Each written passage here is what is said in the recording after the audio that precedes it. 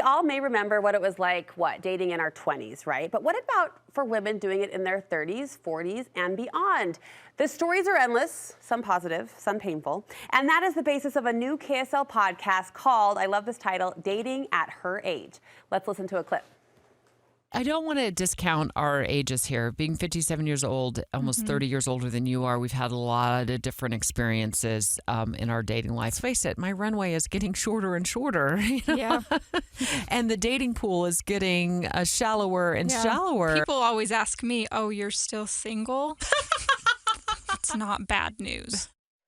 That's Caitlyn, Johnston, and Debbie Dujanovic, hosts of Dating at Her Age. They are here in studio to talk about this new venture. I am laughing. I am cheering you on just because the premise of this podcast is so smart. How did you come up with the idea, Deb? It was Caitlyn's idea, actually. Yeah, she has so many crazy stories, and she would tell me them all the time. We work together on a daily basis, and I was like, you need to get this out. So many people relate to this.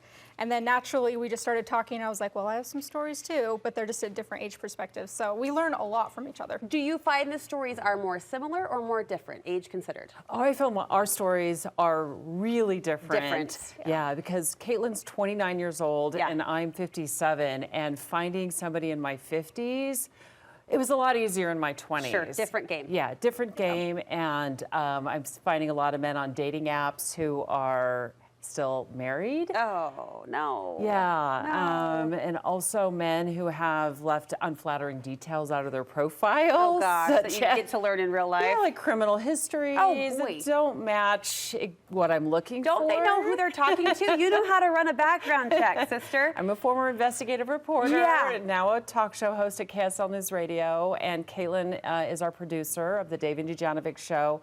And she's told me, as one of our episodes, we have to teach people how to do my DIY background checks. So I'm going to deliver on that. I'd love to know that. Yeah, you both are smart women. I love that you're coming to the table, though, in a very brave and vulnerable way. Like, women are going to appreciate hearing your experiences because they're living those experiences as well. But to highlight the differences you talked about, we're going to play a little game. True or false? Are you ready for it? I'll say a statement. You tell me how that plays out for you and your dating generation.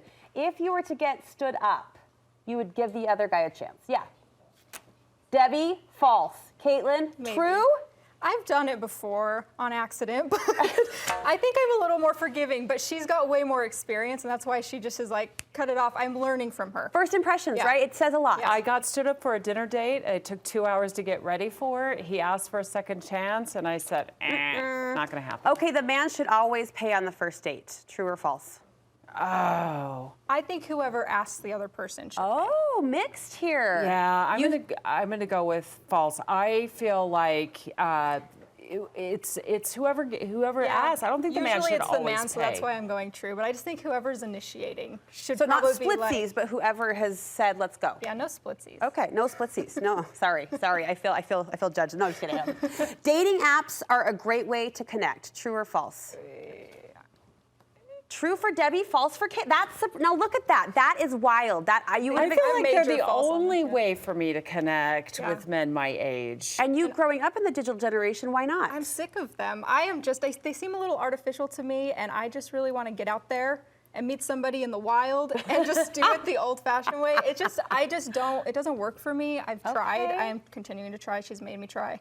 But I just want to meet someone naturally, I guess. In the wild. I like that. Let's do one more. A man's finances are very important. True or false?